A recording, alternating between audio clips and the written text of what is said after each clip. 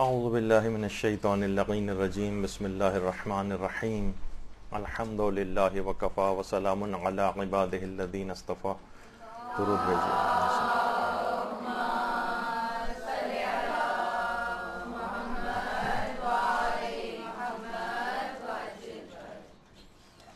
بہترین نماز کیسے پڑھیں، اس سلسلے کا درس نمبر 23۔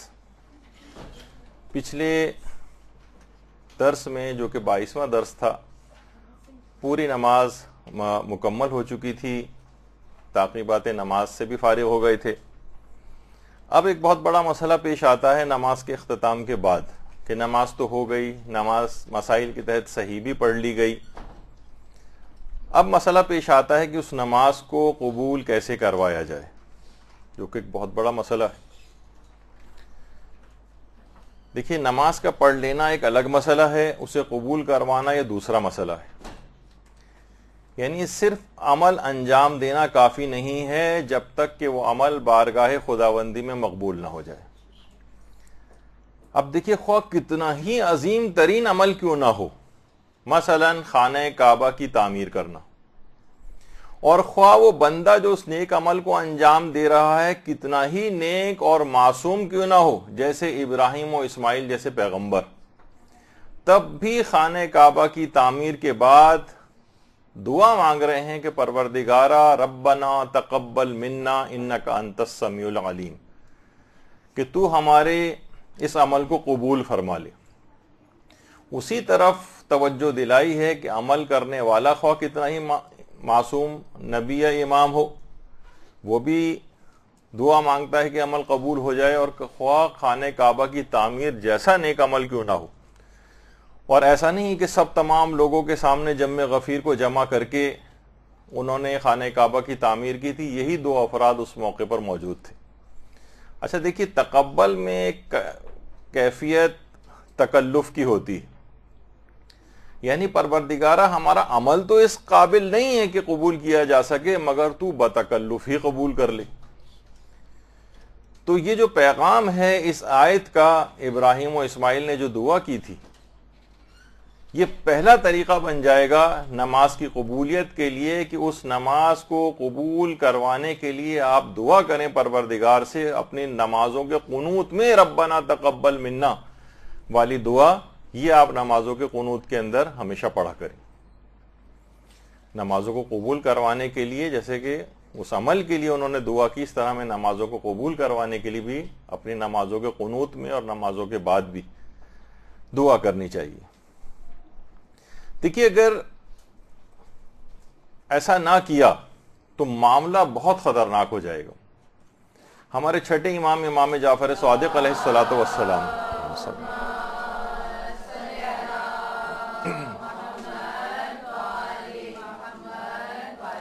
امام فرماتے ہیں کہ کبھی ایسا بھی ہو جاتا ہے کہ انسان 50 سال کی اس کی عمر گزر جاتی ہے، تب بھی پروردگار نے اس کی ایک نماز بھی قبول نہیں کی ہوتی۔ کتنا خطرناک معاملہ ہے۔ امام فرماتے ہیں 50 سال کی عمریں گزار لیتا ہے لیکن ایک نماز بھی قبول نہیں ہوئی ہوتی۔ اچھا، ایک بات اس میں اور شروع ہی میں بتا دی جائے، وہ اعمال کی قبولیت کے سلسلے میں بھی ہے اور نمازوں کی قبولیت کے سلسلے میں بھی ہے۔ وہ یہ ہے کہ خواہ نماز ہو یا اعمال، یہ فیصد کے اعتبار سے بھی قبول ہوتے ہیں۔ ہم سوچتے ہیں نا قبول ہے تو اس کا مطلب 100% قبول، اور اگر رد ہو گئی تو بالکل زیرو۔ ایسا نہیں، فیصد کے اعتبار سے بھی قبولیت ہے، اور روایت میں اس کا تذکرہ بھی خود پیغمبر اسلام ختم مرتبت صلی اللہ علیہ وآلہ وسلم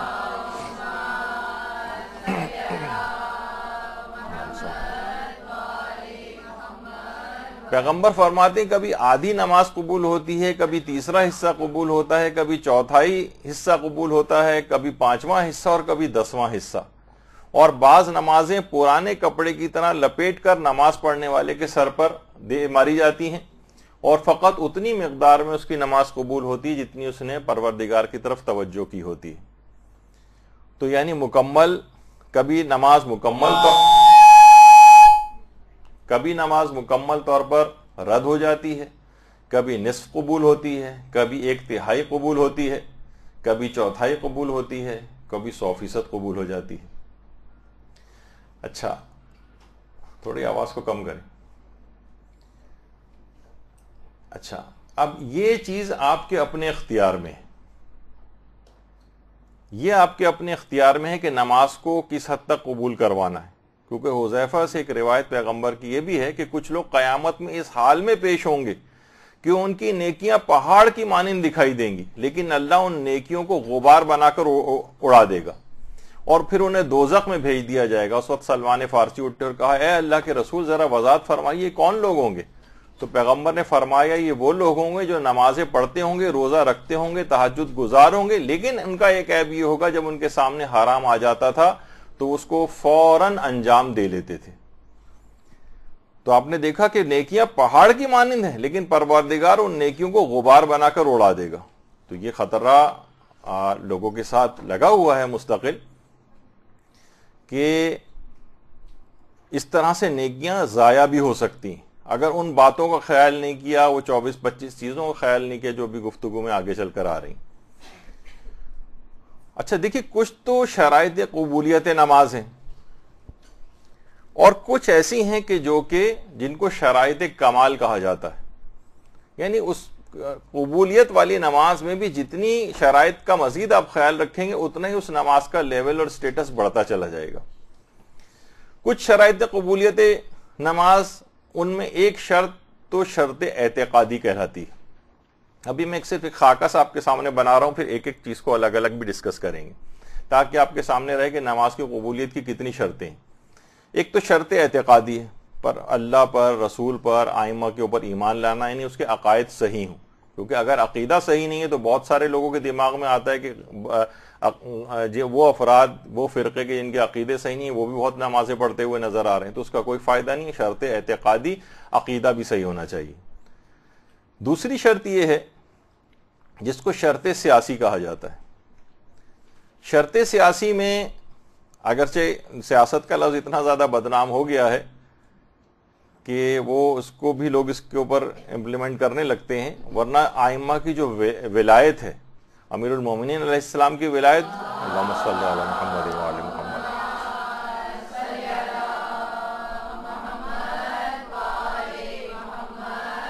اور وہاں سے وہ ولایت چلتی ہوئی ہمارے آخری امام زمانہ علیہ السلام تک، اللہم صلی علی محمد،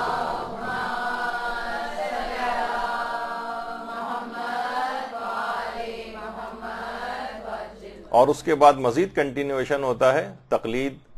اور مجتہد کی ولایت کی طرف،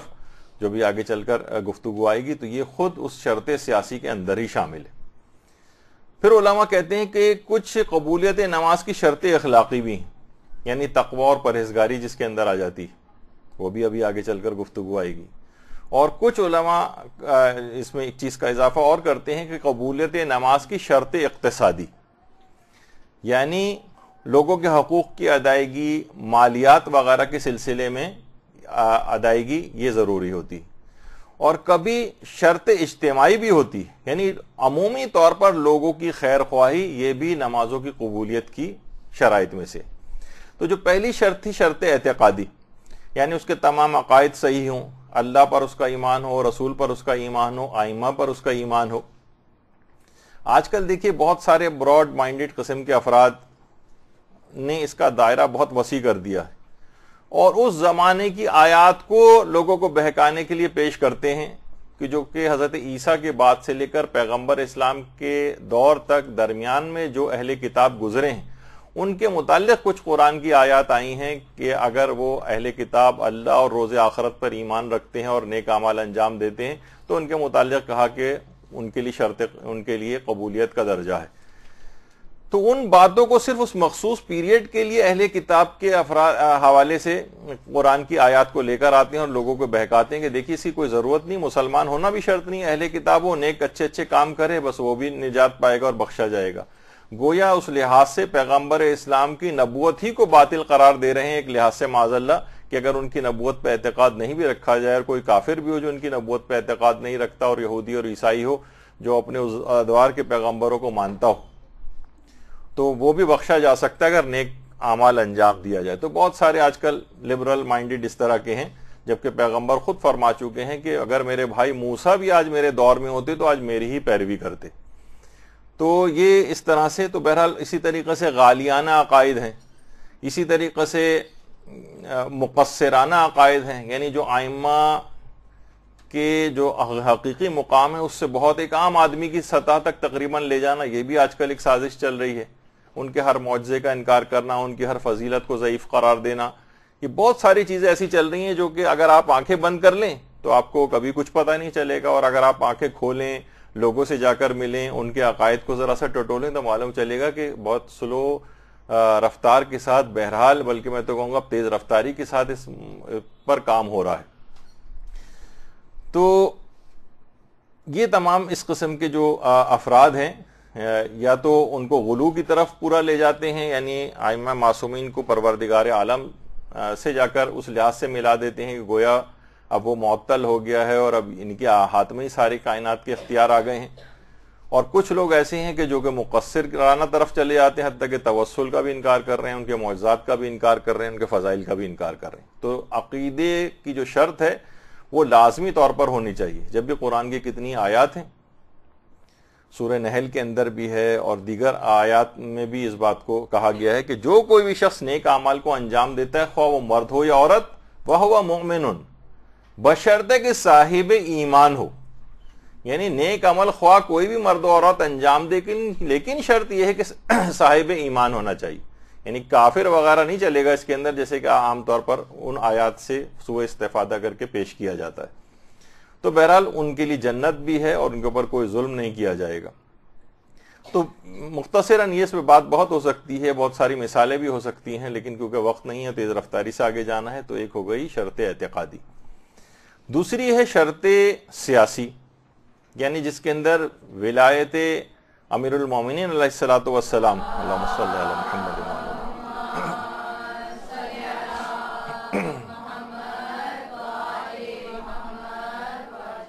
جو کہ شرط اولین شمار ہوتی، یعنی اگر کوئی شخص مسلمان ہو اور ولایت امیر المومنین کا قائل نہ ہو تو جنت میں نہیں جا سکتا جب تک کہ ولایت امیر المومنین کو ماننے والا نہ ہو۔ اور وہ آپ نے کتنی دفعہ روایت سنی ہے کہ ابو بصیر والی روایت کے جس میں امام نے اپنی دونوں انگلیوں کے بیچ میں حاجیوں کی جب کثیر تعداد کی طرف دیکھ کے تعجب کا اظہار کیا تھا، تو پھر امام نے اپنی دونوں انگلیوں کے بیچ میں ابو بصیر کو دکھایا تھا کہ کوئی سور کی شکل میں تھا، کوئی کتے کی شکل میں تھا۔ تو آیت اللہ جواد عاملی فرماتے ہیں کہ یہ وہ افراد جو جن کی اس زمانے میں کثرت تھی، یہ وہی تمام افراد حاجیوں کے لباس میں جانوروں کی شکل کے اندر نظر آ رہے تھے جو کہ ولایت امیر المومنین کے انکار کرنے والے تھے۔ یہ ان کی اصل برزخی شکل تھی۔ ان کا وہ حج کتے اور سور کی شکل کے اندر مثلا وہ کسی کام کا نہیں تھا جب تک کہ محبت اہل بیت اس کے اندر نہ پائی جائے یا ان کی ولایت کا اعتقاد وہ نہ رکھتا ہو، تو ایک باطنی شکل تھی۔ اور آپ میں سے تو زیادہ تر خیر نئی طالبات ہیں، پرانی طالبات کے سامنے کئی دفعہ ایک واقعہ آقا تقی بہلول کا پیش کیا جا چکا اور بڑا تفصیل کے ساتھ، کہ جب آقا تقی بہلول کی بیوی کا انتقال ہو گیا تھا تو باقاعدہ انہوں نے، آقا تقی بہلول ان علماء میں ہیں کہ پوری زندگی تقریباً ایک مجاہدے کے اندر اور ایک جہاد کرتے ہوئے انہوں نے گزاری ہے، اور کچھ ہی عرصے پہلے، چند سال پہلے ان کا انتقال ہوا، اور پاکستان بھی اکثر آتے تھے۔ تو فرماتے ہیں کہ میں نے انتقال کے بعد اپنی بیوی کو خواب میں دیکھا تھا۔ تو بس ایک جملہ پرانی بات سے نکال کے آپ کے سامنے پیش کر رہا ہوں۔ تو انہوں نے اپنی بیوی سے پوچھا تھا کہ تم عالم برزخ میں ہو، کتنی افراد ایسے ہیں کہ جو کہ اہل بیت کی محبت دل میں نہیں رکھتے ہیں لیکن پھر بھی نمازوں کو انجام دیتے ہیں، تو تم یہ بتاؤ کہ ان کی عبادات کا کیا ہوتا ہے، کس طرح کی عبادات ہیں وہ، جبکہ وہ اہل بیت سے محبت بھی نہیں رکھتے ہیں لیکن نمازیں بھی بہت پڑھتے ہیں۔ تو ان کی بیوی کی روح نے جو کہ عالم برزخ سے ملاقات کے لیے خواب میں ان کے پاس آئی تھی، انہوں نے کہا کہ ان تمام افراد کی عبادات اور نمازیں عالم برزخ میں بندروں اور ریچھوں کا رقص ہے، یعنی کہ جو کہ یعنی ان کی کوئی حیثیت نہیں۔ یہ وہی شرط ولایت ہے جو کہ نمازوں کی قبولیت کے لیے ہے کہ کوئی شخص خواہ کتنی ہی نمازیں کیوں نہ انجام دے، جب تک کہ یہ والی شرط پوری نہیں ہوگی اس کی وہ نماز اسٹیٹس حاصل نہیں کر سکتی قبولیت والا۔ تو بہرحال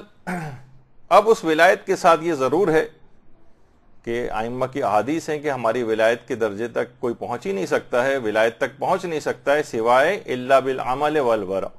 سوائے اس کے کہ وہ نیک اعمال کو انجام دے اور تقوی و پرہیزگاری کو اختیار کرے۔ یعنی فقط ولایت کو صرف عقیدہ رکھ لینا کہ ہم ٹھیک ہے ان کو امیر المومنین مانتے ہیں، ان کو ایسا امام ماننا کہ جن کی اطاعت اللہ کی طرف سے فرض قرار دی گئی ہے، اگر یہ والا اعتقاد آپ کا ہے لیکن اس کے باوجود بھی آپ ان کے احکامات کی پاسداری نہیں کر رہے ہیں، ان کی مخالفت کر رہے ہیں، تو یہ آپ کا ولایت کا عقیدہ کامل ولایت والا شمار نہیں ہوگا۔ اور اس کے اندر ایک بات اور ہی یہ بھی ہے بہرحال کہ جب تک یعنی ولایت کا عقیدہ اس وقت کامل شمار ہوگا کہ جب آپ تقوی و پرہیزگاری کے ساتھ اس عقیدے کی حامل بنیں گی، ورنہ ولایت کا اتنا عقیدہ ناقص رہ جائے گا۔ یعنی عقیدہ ولایت آپ کے پاس ہے لیکن فیصد کے اعتبار سے ناقص ہے، جتنا عمل اس کے ساتھ ساتھ آپ کا ہوتا جائے گا، جتنا عمل اس کا آپ کے ساتھ آپ کا بڑھتا چلا جائے گا، اتنا ہی زیادہ ولایت کا عقیدہ جتنا مضبوط ہوگا اتنی قبولیت نماز ہوگی، اور جتنا عمل کم ہوگا اتنا ولایت کے عقیدے میں کمی ہوگی، اتنی نماز ناقص رہ جائے گی۔ قبولیت کا وہ معیار نہیں ہوگا کہ جو کہ ایک مکمل باعمل شخص اور متقی پرہیزگار شخص کا عقیدہ ولایت کے تحت نماز کی قبولیت کا ایک معیار ہوتا ہے۔ اور دوسری چیز ایک اور امام ہمارے چوتھے امام زین العابدین علیہ الصلوۃ والسلام نے بتایا، اللہم صلی علی محمد وعلی محمد،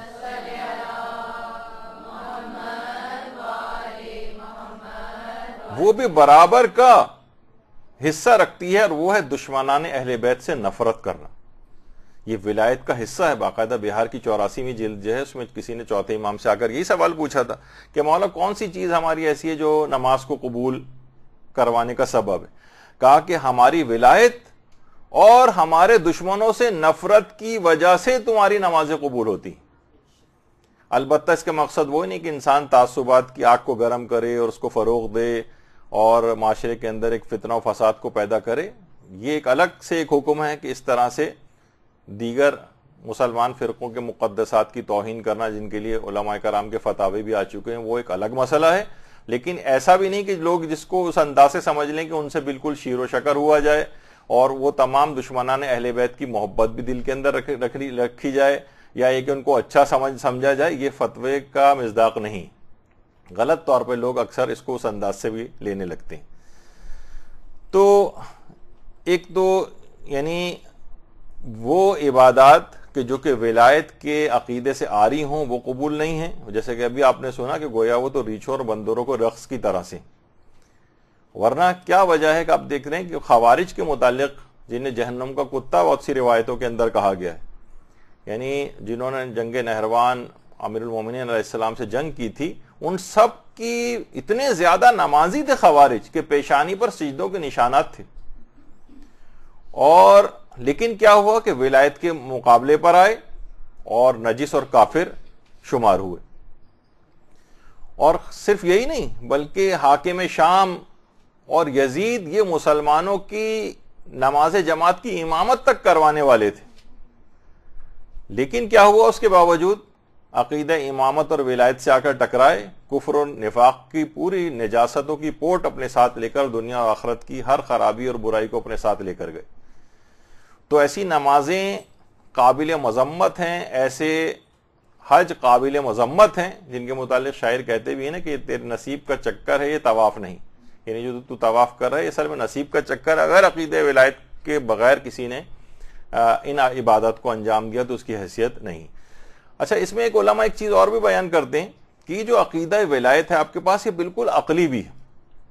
دیکھیے اگر ایک بس ہے اس کے اندر بہت ساری سواریاں ہیں، ساری سواریاں جو بیٹھی ہوئی ہیں بہت ہی باعزت ہیں، مہذب ہیں، اعلیٰ تعلیم یافتہ ہیں، ٹھیک ہے، لیکن جو بس کا ڈرائیور ہے وہ لاپرواہ ہے، نشے کی حالت میں ہے، ڈرائیونگ کے اصولوں سے ناواقف ہے، تو چاہے یہ ساری سواریاں کتنی ہی اعلیٰ تعلیم یافتہ اور صفات کی حامل کیوں نہ ہو، اور ڈرائیور اگر اس قسم کا ہے تو یہ سفر کبھی بھی خیریت کے ساتھ طے نہیں ہوگا اور کہیں نہ کہیں بڑے حادثے کا شکار ہو جائے گا۔ لیکن اس کے مقابلے میں چاہے سواریاں کم علم ہوں، لاپرواہ ہوں، جاہل ہوں، بے دین ہوں، فاسق و فاجر ہوں، لیکن ڈرائیور فرض شناس ہو، اصولوں سے واقف ہو، نشہ نہ کرتا ہو، تمام یعنی لاپرواہ نہ ہو، تو چاہے کتنی ہی خراب قسم کے مسافر کیوں نہ بیٹھے ہوں، بہرحال یہ سفر اپنے منزل تک بخیریت اختتام پذیر ہوگا۔ یہی عقیدہ بالکل عقلی ہے جو ہمارا ولایت کا نظریہ ہے، کہ اگر چاہے ہم فاسق و فاجر و بدکار بھی اگر ہو جائیں، لیکن بہرحال ایسے امام کے ماننے والے ہوں، سمجھیں کہ ڈرائیونگ سیٹ پہ کیسا بیٹھا ہوا ہے جو کہ فرض شناس دیانت دار اللہ کی طرف سے ہے، وہ بالآخر کسی نہ کسی طریقے سے آپ کا یہ سفر کامیابی کے ساتھ طے کروا دے گا، اس بنسبت ایسے افراد کے کہ آپ کتنے ہی نمازی اور پرہیزگار کیوں نہ ہو جائیں اور ڈرائیور کوئی اس قسم کا آ جائے تو وہ آپ کو خطرات سے دوچار کرے گا۔ اچھا، اب اسی میں ہی ولایت کو جب آگے بڑھاتے ہیں تو یہ بات مجتہد کی یا فقیہ کی ولایت کی طرف جاتی ہے، اور اس کے بعد پھر اسی کو ہی ولایت فقیہ کا بھی نام دیا جاتا ہے، جو کہ ایک الگ موضوع ہے، علماء اس پہ تقریریں کرتے رہتے ہیں، لہٰذا اس کی طرف ہم آگے نہیں بڑھیں گے، لیکن جو ایک سب کے لیے تقریباً قابل قبول بات ہو جاتی ہے، کیونکہ اس نظریے کے بہت سارے مخالفین ہیں، تو چلیں کم سے کم ہر مجتہد کے پاس جو ولایت ہوتی ہے اس کا تو قائل ہونا پڑے گا نا، یعنی ہر مجتہد کے پاس ولایت ہوتی ہے، تو جو بھی تقلید کے بغیر بالفرض اگر کسی نے اس طرح سے انجام دے رہا ہے اپنے اعمال کو کہ جس میں وہ مجتہد کی تقلید نہیں کر رہا ہے، تو اس کا عمل بھی قبول ہونا بہت مشکل ہے۔ تمہیں کیسے پتا چلا کہ احکامات پروردگار کیا ہیں، کہاں تمہاری سورس کیا ہے؟ تو تم اتنے بڑے عالم ہو کہ خود مجتہد ہو جاؤ، یا اتنا علم رکھو کہ محتاط ہو جاؤ، احتیاط سے کام لو، کسی کے بھی فتوے کی خلاف ورزی نہ ہو، کسی حدیث کی خلاف ورزی نہ ہو۔ محتاط ہونے کے لیے تو خود تقریباً مجتہد ہی ہونا پڑتا ہے، ورنہ بہت ہی مشکل ہے کہ کوئی شخص اتنی احتیاط سے۔ اور پھر تیسرا، اگر یہ دونوں چیزیں نہیں ہو تو لازمی نتیجہ ہے کہ آپ کو تقلید کرنا پڑے گی۔ تو وہی سلسلہ ولایت کا آگے بڑھتے بڑھتے یہاں تک مرجع کی تقلید تک بھی آ جاتا ہے، ورنہ آپ کا عمل صحیح نہیں ہوگا، اور عمل صحیح نہیں ہوگا تو نماز قبول کیسے ہوگی؟ اچھا، پھر اس کے بعد اگرچہ اس پہ بھی بہت بات ہو سکتی ہے، لیکن آپ دیکھ رہے ہیں کہ وقت کتنا کم ہے اور دیگر موضوعات بھی ہیں، اگلے لیکچرز بھی ہوں گے۔ پھر اگلی شرط ہے قبولیت نماز کی شرط اخلاقی۔ شرط اخلاقی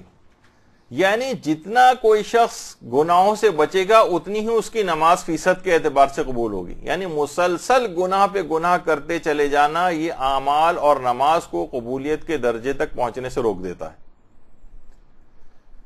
اور خود اس کی دلیل قرآن کی ایک آیت بھی ہے، جو کہ آیت تو ابھی آگے چل کر آئے گی، لیکن یہاں تک روایت کے اندر بات کہی گئی ہے کہ حضرت امیر المومنین علیہ الصلوۃ والسلام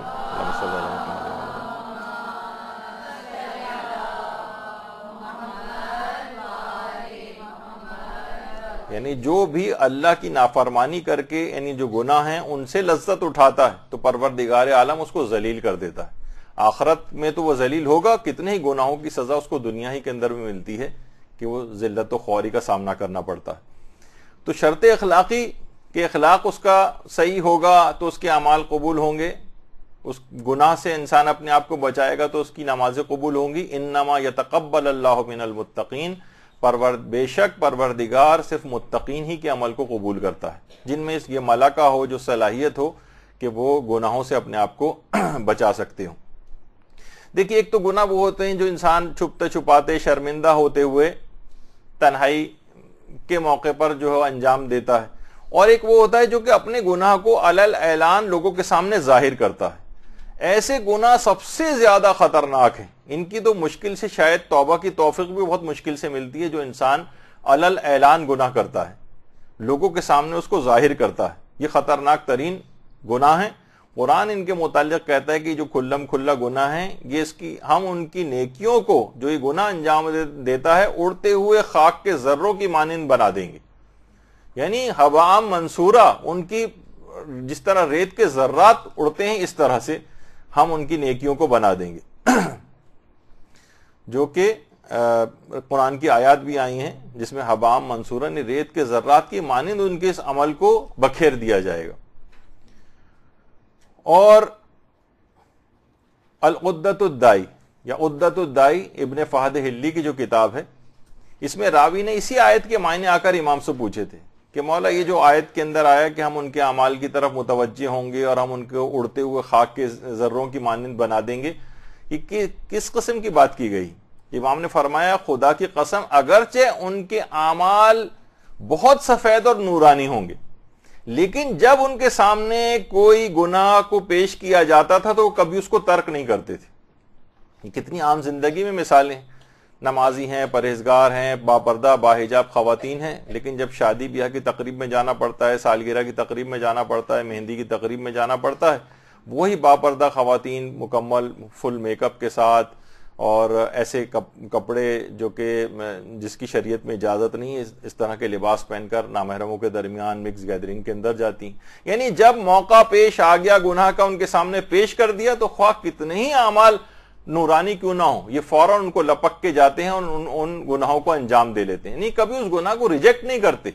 تو حبام منصورہ, امام نے فرمایا اس آیت کا مصداق ہے خدا ان کے تمام نیک اعمال کو ریت کے ذرات کی مانند اڑا کر رکھ دے گا. کتنی خطرناک بات ہے. یعنی جو ہم سوچتے ہیں کہ کوئی بات نہیں, ہم نے نماز, مطمئن ہو جاتے ہیں نمازیں انجام دے لی ہیں, ابھی شب قدروں میں کتنا گریہ وزاری کیا ہے, رمضان بھی بہت اچھا گزارا ہے, اور لیکن اس کے بعد عید آئی, اس کے اندر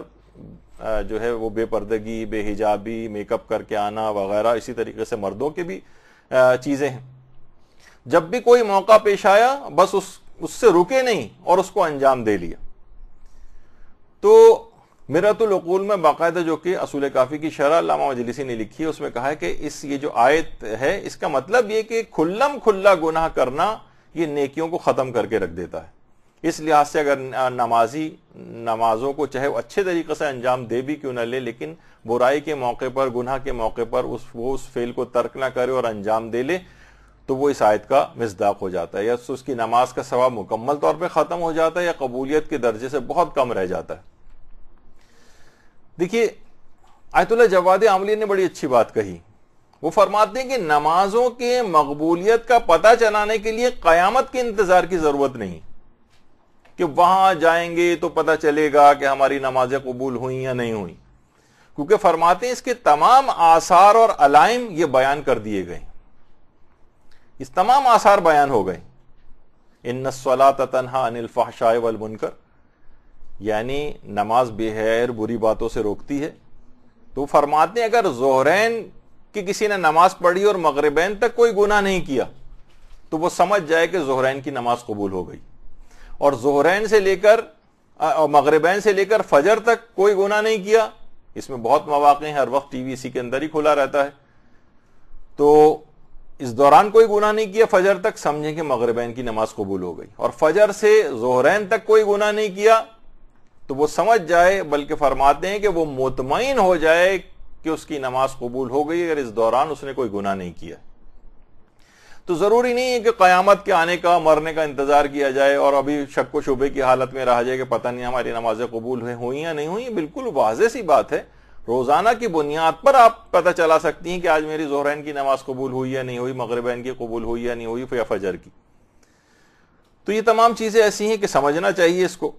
اور خود یہ بات ہمارے چھٹے امام جعفر صادق علیہ الصلوۃ والسلام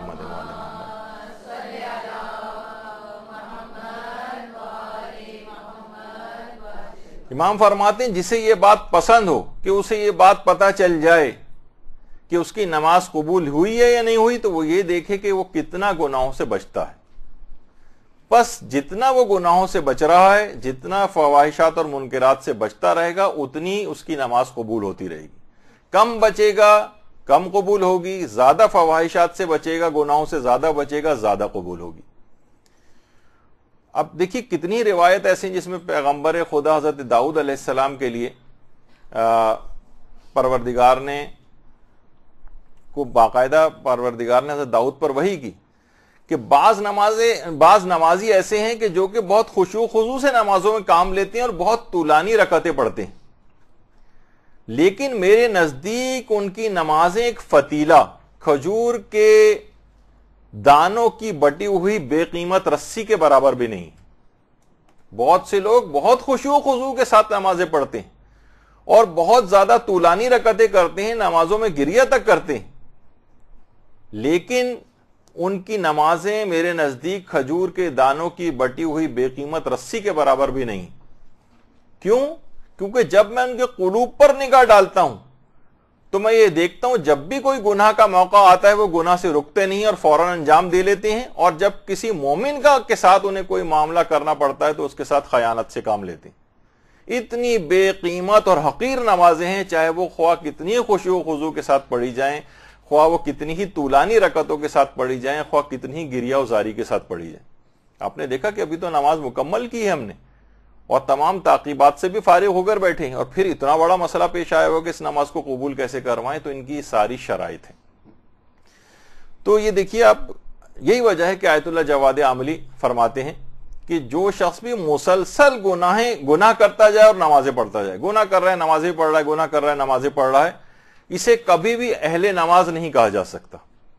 وہ فرماتے ہیں اس کی وجہ یہ کہ فقط نماز کے واجب کو اپنی گردن سے اتار کر پھینکنے کی فکر میں رہتا ہے، بس میرا واجب کام ادا ہو جائے، پھر میں وہ اپنی پرانی 2 منٹ تو لگیں گے، عادت ہو گئی ہے نماز پڑھنے کی، عادت ہو جائے تو آدمی کو عجیب سا لگتا ہے، پھر معاشرے کا ایک پریشر بھی ہوتا ہے۔ یہی وجہ ہے کتنے افراد ہیں جو طالب علم یہاں سے بیرون ملک چلے جاتے ہیں، وہ سب نمازیں فراموش کر دیتے ہیں، یہاں کا کوئی پریشر ہی خاندان کا نہیں ہو پاتا کہ لوگ برا سمجھیں گے، بہانے پڑتے رہتے ہیں، عادت ہو جاتی۔ تو فرماتے ہیں کہ اس وجہ سے اہل نماز نہیں کہا جا سکتا کہ اتار کے پھینکنا چاہتے ہیں اس کو اپنی گردن سے، کہ کیا مصیبت، بہرحال ایک مصیبت سمجھ رہے ہوتے ہیں اس کو۔ تو ان کو قبولیت نماز کی فکر نہیں ہوتی، بس ادائیگی کسی طریقے سے بھی ہو جائے، اور فواحشات اور منکرات سے بچتے نہیں، لہٰذا ان کی نمازیں بھی قبول نہیں ہوتی۔ اور ایسے اشخاص کے متعلق جو مسلسل گناہوں کے ساتھ نماز پڑھتے رہیں، گناہ بھی خوب ہو رہے ہیں اور نمازیں بھی ساتھ ساتھ چل رہی ہیں، ان کے متعلق پیغمبر فرماتے ہیں کہ جو شخص جس شخص کی نماز اس کو گناہ سے باز نہیں رکھتی، وہ نماز اس کو خدا سے مزید دوری کا سبب بن جاتی۔ مزید دوری میزان الحکمہ وغیرہ کے اندر نہیں، بلکہ تفسیر المیزان کے اندر اللہ آیت اللہ محمد حسین طباطبائی نے یہ چیز لکھی ہے، مزید اللہ سے دوری کا سبب یہ نماز بنے گی اگر اس نے اپنے آپ کو گناہوں سے نہیں بچایا۔ اور کم سے کم اتنا تو پروردگار کا خیال کرنا چاہیے، وہ شخص نماز پڑھ رہا ہے، اللہ کے دربار میں روزانہ کھڑا ہوتا ہے۔ اسرار الصلاۃ کے اندر شہید ثانی نے ایک روایت نقل کی کہ ایک شخص آتا ہے پیغمبر کے پاس، آ کے کہتا ہے یا رسول اللہ، خدا سے میں کس طرح سے حیا کروں؟ خدا سے حیا کیسے کی جاتی؟ تو پیغمبر نے فرمایا جس طرح سے تم اپنی قوم کے کسی نیک بندے سے حیا کرتے ہو، کم سے کم اتنی حیا تو خدا سے کرو۔ مثلا کوئی نیک آدمی، کوئی مولانا صاحب کوئی کبھی گھر میں آ جاتے ہیں تو آپ ٹی وی کی آواز کو کم کر دیتی ہیں، آپ کہیں موسیقی کسی نے لگائی ہوئی ہے تو اس کو بند کر دیتی ہیں، کچھ تو انسان خیال کرتا ہے۔ اور یہاں وہ تو کبھی گھر میں آ جائیں گے، پروردگار تو ہر وقت آپ کے ساتھ یہ والا مسئلہ بھی نہیں ہے کہ اس کو دروازہ کھول کے بلانا پڑے یا اپنے ڈرائنگ روم میں آ کے یا گھر کے اندر بلانا پڑے، ہر جگہ پہ موجود ہے۔ اتنا تو خیال کرو جیسے کہ نیک آدمی کا تم خیال کرتے ہو کہ اس کے سامنے گناہ نہیں کرتے ہو۔ لیکن ہم دیکھتے ہیں کہ تمام افراد جو کہ اتنے زیادہ گناہوں کے اندر مبتلا ہوتے ہیں، پھر وہ نمازوں کے ساتھ ان کی بھی انجام دہی کرتے ہیں گناہوں کی، تو اس کے ساتھ نمازوں کی قبولیت نہیں شمار کی جائے گی۔ اچھا، ایک بات اور یہ ہے کہ اس میں ایک مایوسی سی بھی پیدا ہوتی کہ بھئی گناہ تو ہم سے بہرحال ہو رہے ہیں، اور بہت سے لوگ اس وجہ سے نمازیں بھی پڑھنا چھوڑ دیتے ہیں۔ جب نماز قبول ہی نہیں ہونی ہے ہماری تو ہم پڑھ کے کیا کریں گے؟ گناہ تو ہم سے بہرحال چھوٹ نہیں رہے۔ تو ان کے لیے بھی ایک بات یہ ہے جو کہ نہج البلاغہ میں جو کلمات قصار ہیں اس میں حضرت امیر المومنین علیہ الصلوۃ والسلام کا ایک جملہ ہے،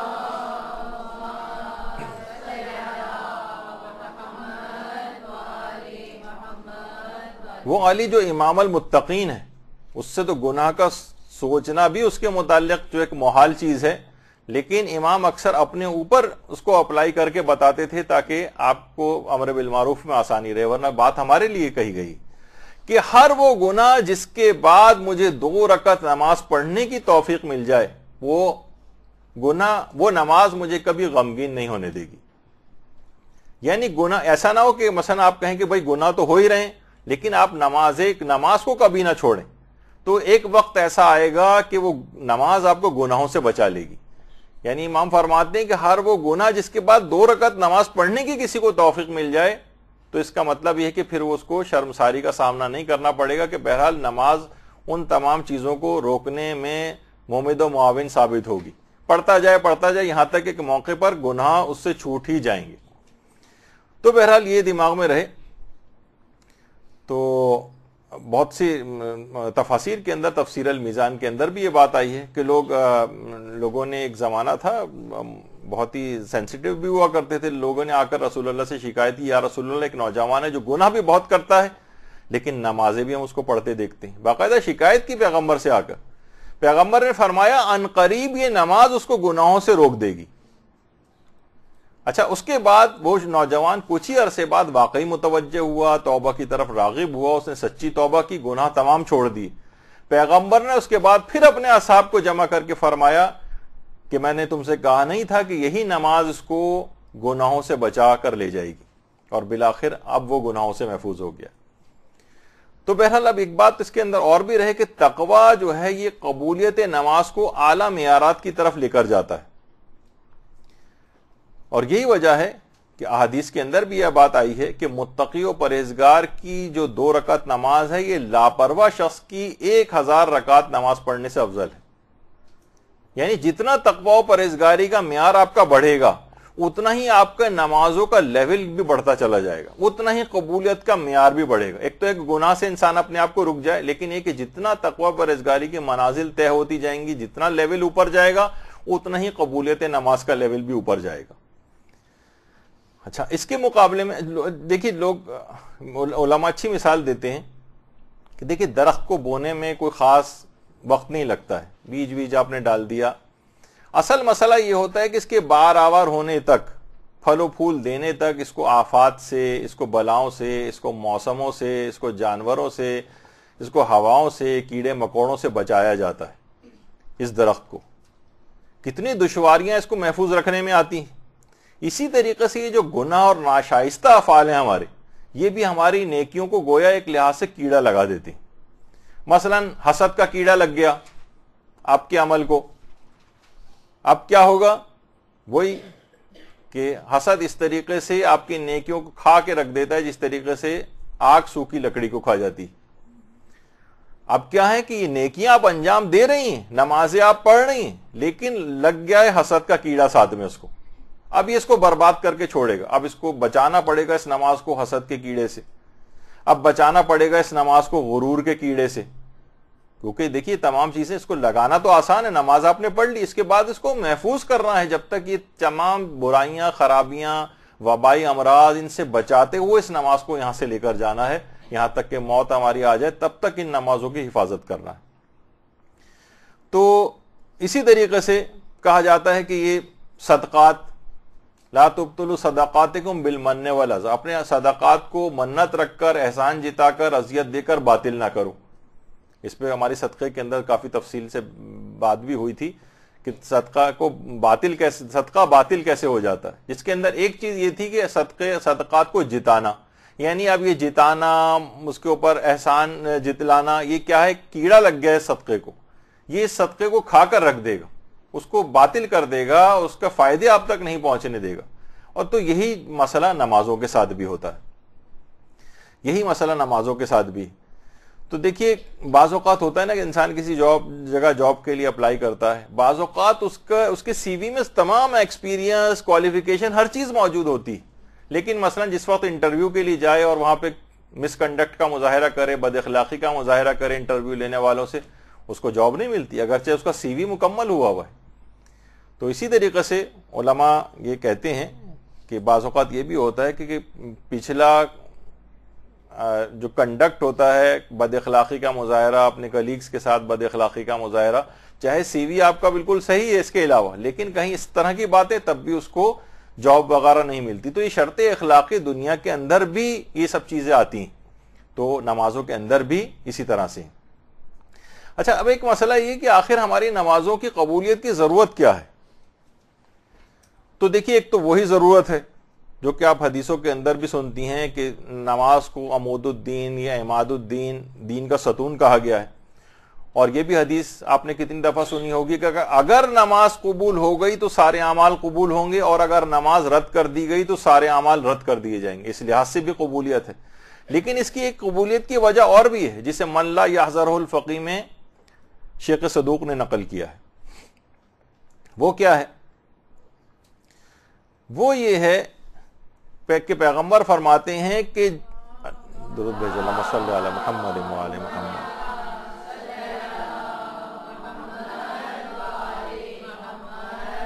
فائدہ یہ ہے نمازوں کی قبولیت کا کہ پروردگار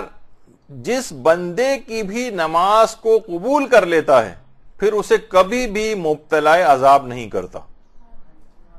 پھر اسے کبھی کوئی عذاب نہیں دے گا۔ ممکن ہی نہیں ہے کہ پروردگار کسی کی نماز کو قبول کرنے کے بعد اس کو عذاب دے، یعنی اس کی بخشش یقینی ہو جائے گی۔ اس وجہ سے یہ تمام شرائط ہیں کہ اس نماز کو بچائیے، اس کو قبولیت کے معیار تک لے جائیے، تمام اعمال بھی اسی کی وجہ سے آپ کے قبول ہوں گے اگر یہ قبول ہو جائے گی۔ اور ایسے شخص کو جس کی نماز قبول ہو جائے پروردگار کبھی بھی مبتلا عذاب نہیں کرے گا۔ یہ اس کی ایک بہت اہم چیز ہے۔ اچھا، اس سے کہیں پہلے نمازوں کی قبولیت، یہ پچھلی دفعہ جب نشستیں ہوئی تھیں تو اس میں بھی یہ بات آئی تھی کہ دیکھیے، اگر پہلا مرحلہ قبولیت سے پہلے کا مرحلہ یہ کہ نماز صحیح ہو جائے، فقہی مسائل کے تحت نماز بالکل صحیح ہو جائے گی تو پھر قبولیت کا امکان بھی بڑھ جائے گا۔ یہی وجہ ہے کہ آیت اللہ جاویدہ یہ بات فرماتے ہیں، فقہی مسائل سے عدم آشنائی اگر کسی کی ہے تو نماز گویا پہلے مرحلے ہی کے اوپر رک جائے گی۔ تو آیت اللہ جاویدہ فرماتے ہیں قبولیت سے پہلا جو مرحلہ ہے وہ ظواہر نماز کی درستگی کا ہے، یعنی جب عمل درست ہوگا تو قبولیت کا امکان بڑھ جائے گا۔ اور فرماتے ہیں کہ اگر کوئی شخص اپنے درست عمل کے ذریعے یعنی نماز شرعی تقاضوں کے مطابق پوری پڑھ لے تو بہت بعید ہے کہ پروردگار اس کی نماز کو رد کر دے۔ اور واقعی یہ بھی ہے کہ جو اتنی مسائل فقہ کا خیال رکھے گا کہ حکم خدا یہاں کیا ہے، حکم خدا یہاں کیا ہے، مجھے مستحبات کون سے نماز میں انجام دینے ہیں، کن باتوں سے اپنے آپ کو بچانا ہے، جو اتنا خیال رکھنے والا نوک پلک کے اعتبار سے فقہی مسائل کا ہوگا وہ یقیناً عملی زندگی میں بھی اس کا عمل بہتر ہوگا اور گناہوں سے بچتا ہوگا۔ یہ اس کے اندر خود ایک راز بھی ہے۔ وہ فرماتے ہیں کہ اگر آپ نے نماز بالکل قواعد کے مطابق ٹھیک پڑھ لی حکم خدا کے مطابق تو بہت بعید ہے یہ بات، بہت دور ہے اللہ کی رحمت سے یہ بات کہ وہ درست کسی عمل کو نامقبول قرار دے، وہ کہے کہ نہیں تمہارا عمل ضائع اور بیکار ہو گیا۔ اور اس کے پیچھے یہی ہے کہ جو اتنا خیال رکھنے والا ہے وہ یقیناً اس طرح کی کوتاہیاں بھی نہیں کرتا ہوگا، یا کوتاہی کر بھی دے تو توبہ کی طرف مائل ہو کے اس گناہ کو بخشوا لیتا ہوگا۔ تو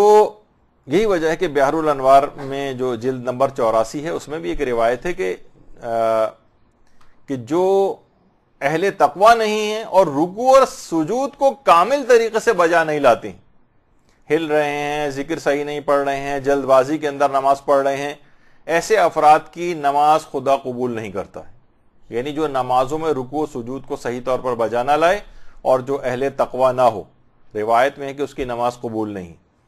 اب ہم دیکھتے ہیں باقاعدہ اگر کوئی شخص وضو خانے جانا پڑ جائے اس کو، کبھی وہ پریشان ہے، کوئی دیندار آدمی ہے واقعی پریشان ہو جائے گا کہ سب دیکھ رہے ہیں کہ کس قسم کے وضو کر رہے ہیں، غلط سلط وضو کر رہے ہیں۔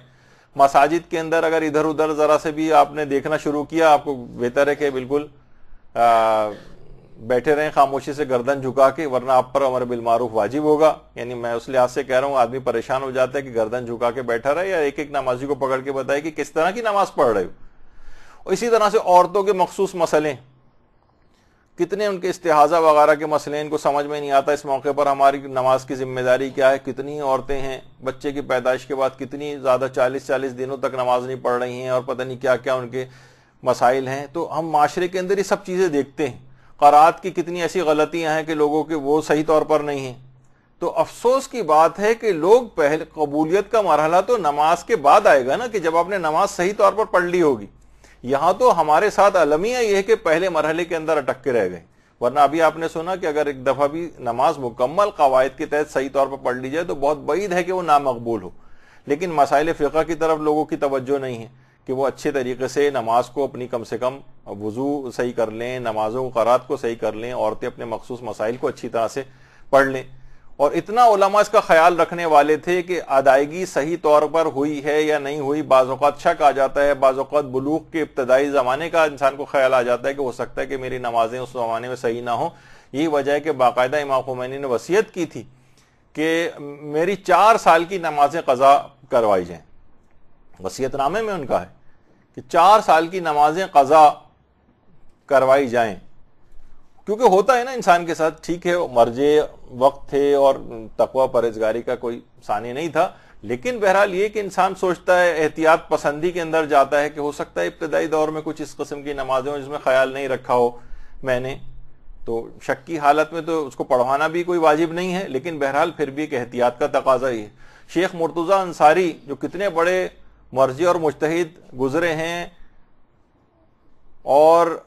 ان تک نے اپنی وصیت میں اس بات کا اظہار کیا تھا کہ میری پوری زندگی کی نمازیں دوبارہ پڑھوائی جائیں، لیکن یہ نہیں کہ کوئی وسوسے کے اعتبار سے، بلکہ ایک ہے کہ جو ان کے تقوی کا معیار اور احتیاط کا جو معیار ان کے پاس تھا اس کے تحت انہوں نے اس بات کی وصیت کی تھی۔ ایک خاتون مبلغہ جن کی دین کے لیے بڑی خدمات ہیں، ماشاءاللہ حیات ہیں،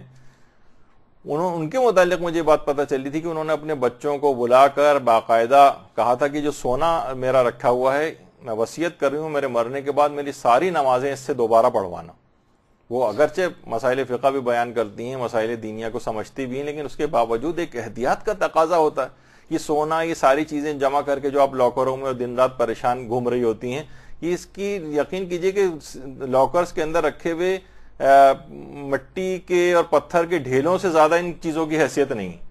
تو بہتر ہے کہ مرنے کے بعد بھی کم سے کم اس قسم کی وصیت کر جائیں کہ چیز کام آ جائے۔ اب تو ویسے بھی لوگ آرٹیفیشل زیورات پہن کے جاتے ہیں، لٹا نہ جائیں، اور پردے کے احکام ہیں اور اس کے اندر ہوتے ہیں کہ اس کو ظاہر بھی نہیں کر سکتے ہیں کسی جگہ، نامحرموں کا ہر وقت آمنا سامنا رہتا ہے، تو نتیجہ ہے کہ وہ لاکروں کے اندر رکھے رہ جاتے ہیں اور بعد کے افراد اس کو تقسیم کرتے رہتے ہیں، یعنی آپ کے اس لحاظ سے کام نہیں آ رہے ہوتے، تو اپنے اس کے لیے اپنے زندگی کے لیے کارآمد بنائیں ان چیزوں کو۔ تو بہرحال اس کے اندر یہ ہے کہ احتیاط کا تقاضا، تو یہ نمازیں اتنی قیمتی ہیں کہ ان کے لیے اس طرح کی کہ ان کو اس معیار تک لے جانا کہ قبول ہو جائیں، یہ صحیح ہو جائیں، اس کے لیے تگ و دو کرنا یہ ضروری ہے۔ اچھا، اسی طریقے سے ایک مانع قبولیت نماز ایک اور عمل ہے، وہ ہے مال حرام۔ یہ ایک بہت بڑا مسئلہ ہے، یہ کسی نہ کسی طریقے سے ہمارے اموال کے اندر ایسا آ جاتا ہے مختلف ذرائع سے، اور اس کی تاثیر یہ ہے کہ مال حرام اگر یہ آ گیا ہے غذا کے اندر تو یہ خود نمازوں کی قبولیت کے اندر رکاوٹ بنتا ہے، نمازوں کی قبولیت میں رکاوٹ۔ باقاعدہ پیغمبر اسلام کی ایک روایت ہے، اللہم صلی علی محمد و علی محمد،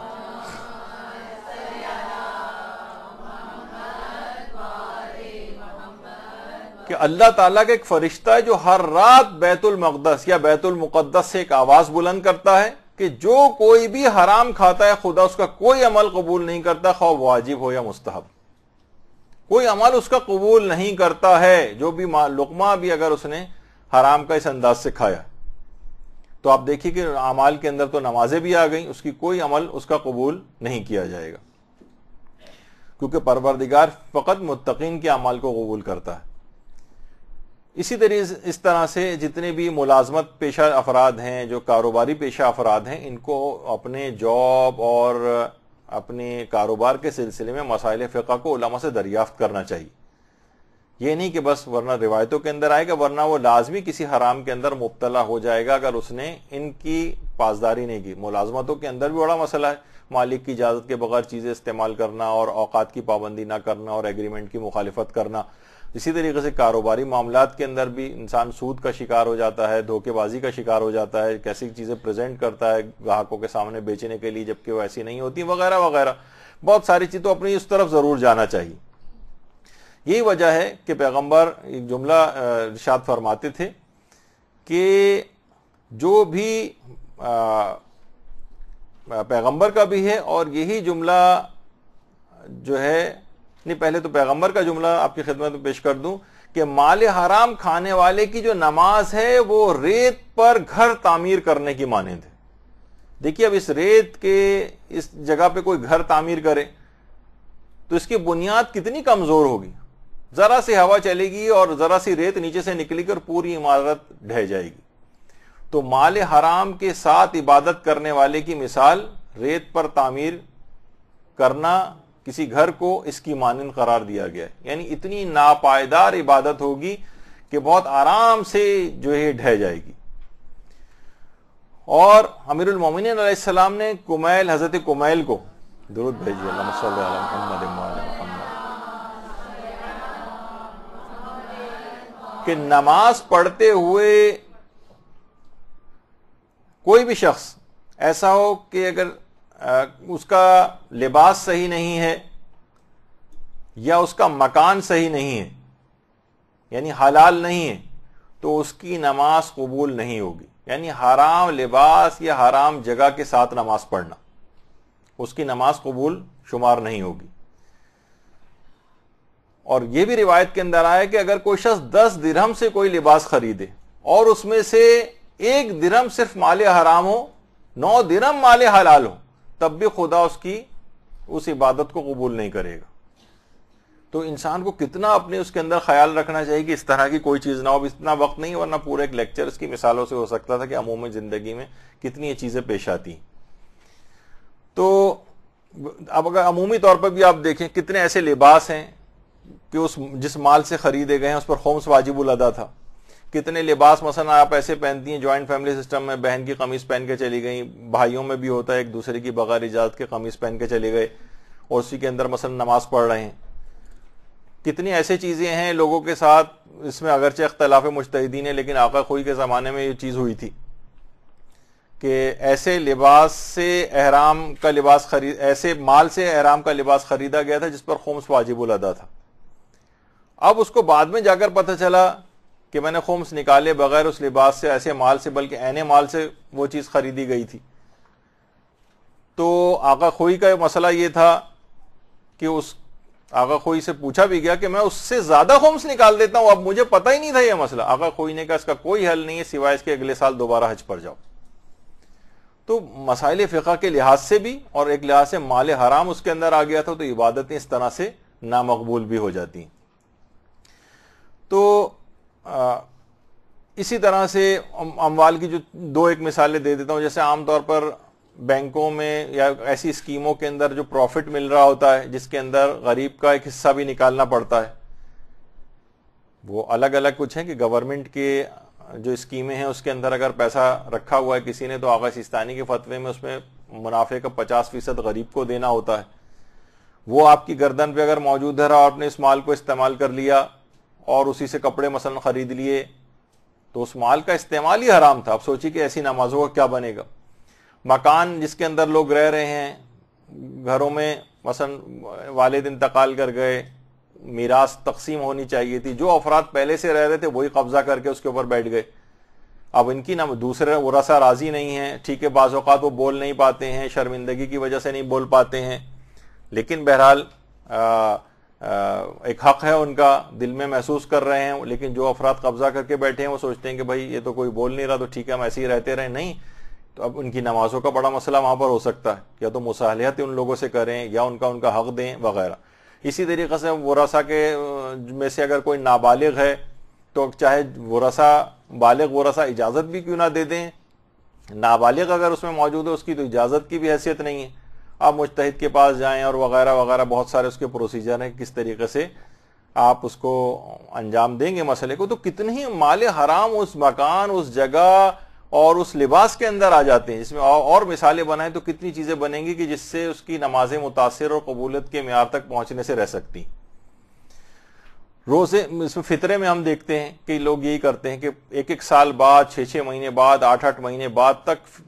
فطرہ جو ہے پوچھ رہے ہوتے ہیں کہ ہم فطرہ کہاں لے جا کر دیں، جبکہ فطرہ روزے کی قبولیت کا باعث ہے. اس کا خاص وقت ہے اس عبادت کا کہ اگر کسی کو عید کی نماز پڑھنی تو عید کی نماز پڑھنے سے پہلے تک فطرہ دے دے، شب عید ہی واجب ہو جاتا ہے. اور اگر عید کی نماز نہیں پڑھنی تو زیادہ سے زیادہ ظہر کی نماز تک تاخیر کر سکتا ہے. اس سے زیادہ تاخیر کرنا حرام ہے. لیکن وہ 6 مہینے، 8 مہینے، 1 سال بعد تک فطرہ اپنے پاس رکھے بیٹھے ہیں اور جو ہے وہ لا کر نہیں دیتے. تو اس سے کیا ہے، روزہ قبولیت کے معیار تک پہنچنے سے رہ گیا ہوگا، کیونکہ زکوٰۃ فطرہ ادا کرنا روزے کی قبولیت کا سبب بنتا ہے. تو یہ لوگ مالی اس طرح سے گڑبڑ کرتے ہیں اور اس کے اندر مالیات کے اندر بے اعتدالیوں سے کام لیتے ہیں، جس سے ان کی عبادات قبولیت کے درجے تک پہنچنے سے رہ جاتی. اچھا، اب اور اس کے اندر ایک فطرے کے اندر ایک گڑبڑ اور بھی ہے. گڑبڑ سے مرادی کے روایت میں یہ آیا ہے کہ اگر کسی شخص کا فطرہ نہ نکالا جائے تو اس بات کا امکان ہوتا ہے کہ اسے جلد موت آ جائے گی. تو ایک خوف تک یہ اس وجہ سے ڈالا گیا کہ تاکہ انسان اس کی طرف متوجہ ہو اور اس کو فوری طور پر فطرے کو نکالے. اچھا، اب دعائیں قبولیت سے رہ جاتی ہیں اگر مال حرام اب اتنا وقت نہیں، سوچے تیز رفتاری کے ساتھ جاؤں گا. دعائیں قبولیت کے معیار تک پہنچنے سے رہ جاتی ہیں. اور جو اس طرح سے مال حرام کماتا ہے اس کو ذلت اور فقر کا بھی پیش آ جاتا ہے مسئلہ کہ وہ غریب ہو جائے گا. مالیات کے اندر اس نے اس بات کا خیال نہیں کیا تو اس طرح کی چیزیں ہوں گی کہ اگر مالدار بھی ہے تو فقر کی طرف چلا جائے. کتنے لوگ ہیں مقدمات کے اندر پھنس جاتے ہیں، کیا اس بات کا خیال نہیں رکھا ہے انہوں نے. تو امیر تھے اب غریب ہو گئے. اسی طریقے سے بہت ساری روایتوں کے اندر بھی آیا کہ عبادت کے 10 اجزاء ہیں جس میں سے 9 طلب حلال میں قرار دیے گئے. تو اس سے آپ اندازہ لگائیں کہ اور اس کا ایک تشخیص کا معیار بھی ہے کہ ہماری زندگیوں میں کہیں مال حرام تو نہیں آیا. تو یہ بھی ہمارے چھٹے امام نے ایک طریقہ بتایا کہ ہم کیسے پہچانیں گے. اللہم صلی علی محمد وعلی محمد.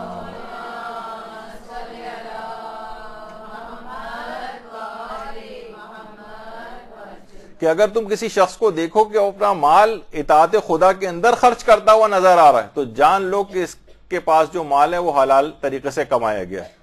اور اگر وہ اپنے مال کو معصیت خدا میں اللہ کی نافرمانی کے اندر خرچ کرتا ہوا نظر آ رہا ہے تو سمجھ جاؤ کہ اس کے مال میں حرام کی آمیزش ہو گئی. یعنی اس کا کہ معیار ہے واقعی وہ اسراف میں خرچ کرتا نظر آ رہا ہے, وہ اس قسم کی مکس گیدرنگ والی پارٹیز ارینج کرتا ہوا نظر آ رہا ہے, وہ شادیوں کے اندر اس قسم کی مخلوط اجتماعات اور حرام چیزیں کی خرید و فروخت کے اندر نظر آ رہا ہے, تو سمجھ جاؤ کہ اس کے مال کے اندر حرام شامل ہوا ہوا ہے. یعنی اس کی خاصیت یہ ہوگی کہ اس سے پھر حرام ہی کا کام کروائے گی. اور جو حلال میں خرچ کرتا ہوا نظر آئے, تعمیر مسجد میں پیسہ خرچ کر رہا ہے, غریبوں کی امداد میں پیسہ خرچ کر رہا ہے, تو سمجھ جائے کہ اس کے مال میں حلال, جو کہ وہ مال حلال ہے اس کا. تو عام طور پر یہ دیکھنے میں آتا ہے معاشرے کے اندر, تو اس کا بھی ایک معیار اس لحاظ سے بتایا گیا. اور ان سب کے اثرات بھی ہیں کہ واقعتاً لوگ جو پریشان ہیں کہ جناب ہمارے جو اولادیں خراب ہوئی چلی جا رہی ہیں, بگڑی چلی جا رہی ہیں, اس کی ایک وجہ یہی کہ آپ نے ان کا لقمہ حرام کا اثر ان اولادوں کے اندر آ رہا ہے. وہ جو اس قسم کی اولادیں جو ہیں وہ نظر آ رہی ہیں. اچھا, اس کی بہت ساری مثالیں, مثلا مال حلال, ایک تو یہ کہ ملازمت و کاروبار کا, اس کے اندر بھی مثلا داڑھی موڑنے والا اگر کوئی کام کر رہا ہے, اس کی جو وہ انکم آ رہی ہے وہ بھی حرام کے اندر جو ہے وہ شمار ہوتی ہے. اور ایک اور یہ بھی ہے اس کے اندر کہ اگر کوئی شخص حرام کمائی کرتا ہے تو گویا وہ اپنے پیمانے ولایت کو قطع کر دیتا ہے, کیونکہ امیر المومنین فرماتے ہیں کہ وہ شخص ہمارا محب نہیں ہے, ہمارا دوست نہیں ہے کہ جو کہ حرام کھاتا ہو. یعنی اگر وہ ایک چیز کر رہا ہے تو گویا امام سے اپنے پیمانے ولایت کو قطع کر رہا ہے. اور ابھی آپ نے شروع میں سنا تھا کہ اس کی شرط ولایت, اس کی قبولیت کی ایک باقاعدہ ایک شرط ہے نمازوں کی قبولیت کی, اعمال کی قبولیت کی. تو گویا امیر المومنین سے بھی آپ نے اپنے تعلق کو کاٹ لیا ہے, کیونکہ وہ تو کہہ رہے ہیں کہ جو بھی حرام کھاتا ہے وہ ہمارا دوست اور محب ہی نہیں ہے. انہوں نے اپنا تعلق ختم کر لیا تو سوچیے کہ پیمانے ولایت قطع ہو گیا. پیمانے ولایت کے قطع ہونے کے معنی پھر یہ ہوں گے کہ آپ کی نماز قبولیت سے رہ جائے گی. اچھا, اسی طرح سے جو خمس اور زکوٰۃ نہیں دیتے ان کی بھی نماز قبول نہیں. یعنی زکوٰۃ جن معنوں میں اکثر جگہوں پہ قرآن کے اندر آیا ہے, وہاں سے مراد یعنی انفاق بھی ہے, مستحب چیزیں بھی ہیں, اور مالی واجبات کے معنوں میں بھی آیا. زکوٰۃ سے مراد فقط وہ خاص نصاب والی زکوٰۃ ہر جگہ مراد نہیں, بعض جگہ مراد بھی ہے, بلکہ زیادہ تر جو آیت آئی ہے اس متعلق وہ صدقے کے لیے آئی. یعنی جہاں زکوٰۃ واجب کی بات ہوئی ہے قرآن نے اس کو صدقہ کہا ہے. تو بہرحال خمس اور زکوٰۃ دونوں یہ مالی واجبات میں آتے ہیں, اور باقاعدہ روایت کے اندر تو یہ بات بھی آئی ہے کہ پیغمبر اسلام جب ایک دفعہ مسجد کے اندر داخل ہوئے تھے تو وہاں کچھ لوگوں کو زکوٰۃ نہ دینے کی وجہ سے مسجد سے باہر نکالا تھا, اور اس کے بعد وہاں پر نماز جماعت قائم کی تھی. اور ابھی آپ نے سنا کہ بہرحال زکوٰۃ کا مفہوم ذرا وسیع ہے, اور اس کے اندر مستحب چیزیں بھی آ جاتی ہیں, اور بعض اوقات زکوٰۃ کے اندر مالی واجبات بھی مراد ہوتی ہیں. تو اچھا, پھر اس کے بعد جس چیز کا خاص طور پر خیال رکھنا ہے وہ حقوق العباد کا بھی خیال رکھنا ہے. اگر حقوق العباد پورے نہیں ہو رہے ہیں, گھر والوں کے حقوق پورے نہیں ہو رہے ہیں, رشتہ داروں کے حقوق پورے نہیں ہو رہے ہیں, تو بھی نمازوں کی قبولیت اس سے رہ جائے گی. اور اسی طرح سے اگر کوئی شخص لاپرواہ ہے, غریبوں اور محروموں سے اس نے بے توجہی کی ہوئی ہے, تو یہ بھی سبب بنتی ہے کہ اس کی بھی نمازیں قبول نہ ہوں. اچھا, کسی شخص کا بھی اس کی گردن پر کوئی حق نہ ہو, یہ باقاعدہ کتنی کتابیں عدت الدائی کے اندر بھی یہ چیز ہے کہ اگر بندوں کا حق گردن کے اوپر موجود ہے اور وہ شخص نماز کے لیے کھڑا ہو جائے تو پروردگار فرماتا ہے کہ میں اس وقت تک اس پر لعنت کرتا رہتا ہوں جب تک کہ وہ صاحب حق تک اس کا حق واپس نہ پہنچا دے. یعنی نماز کے لیے کھڑا ہو گیا ہے, وہ آ کر نمازیں پڑھ رہا ہے پابندی سے, لیکن کیا ہے, لوگوں کے قرضے لے کر واپس نہیں کر رہا ہے. لوگ پریشان ہو رہے ہیں, بار بار آ کر دعائیں پوچھتے ہیں کہ جناب بتائیے اپنا پیسہ کسی شخص سے کیسے واپس نکلوایا جائے, اور آئندہ کے لیے توبہ کر لیتے ہیں کسی کو. یہ شخص سبب بنتا ہے اس بات کا کہ نیکی آگے پھیلے بھی نہیں. لوگ کسی کو پھر قرضے نہیں دیتے, لوگوں کے اموال رکھ کے بیٹھ گئے, کسی چیزیں آپ کسی سے آپ نے مانگ لی, کتاب آپ مانگ لی, واپس ہی نہیں کر رہی ہیں, کوئی چیز لے کر آئیں واپس نہیں کر رہی ہیں, وہ دوسرا شرما حضوری کے اندر مثلا بیٹھا ہوا ہے. تو یہ تمام چیزیں ایسی ہیں جن کا بہت خیال رکھنا پڑے گا. پروردگار فرماتا ہے کہ جب تک کہ صاحب حق تک اس کا حق نہ پہنچ جائے تب تک میں اس پر لعنت کرتا رہتا ہوں. تو یہ تمام چیزیں ایسی ہیں کہ لوگ بیچارے معلوم کرتے ہیں کہ بتائیے کہ ہم کیا کریں, اپنا پیسہ کیسے نکلوائیں, تو پھر ان کو عملیات بتانے پڑتے ہیں اور کوئی طریقہ نظر نہیں آ رہا ہوتا. اچھا, اسی طرح سے وہ افراد کے جو لوگوں کے اجتماعی اور اقتصادی مسائل سے لاپرواہ ہیں, ان کی بھی عبادتیں قبول نہیں ہوتی, ان کی بھی نماز اور عبادتیں ان کو وہ نفع نہیں پہنچ پاتا.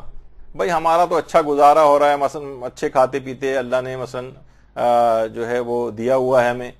دوسرے پریشان ہوتے رہیں. نہیں, ان کی کمک کرنی ہے, آگے بڑھنا ہے, ورنہ آپ کی اپنی عبادت بیکار ہو جائیں گی. ایسا مومنین کے اجتماعی اور اقتصادی امور سے لاپرواہ اشخاص جو ہوتے ہیں, جو بس اپنے اندر مگن ہیں, ان کا اپنا اچھا گزر اوقات ہو رہی ہے, وہ اپنے اچھا ویل آف لوگ ہیں, لوگوں کا خیال نہیں کر رہے ہیں, ان کی بھی نمازیں قبول نہیں ہوتی. اور اسی طریقے سے بہت سارے امور ایسے ہیں. نہج البلاغہ میں بھی امیر المومنین نے امام حسن حسین علیہ الصلوۃ والسلام کو وصیت کی, صلی اللہ علیہ محمد وعلیہ محمد,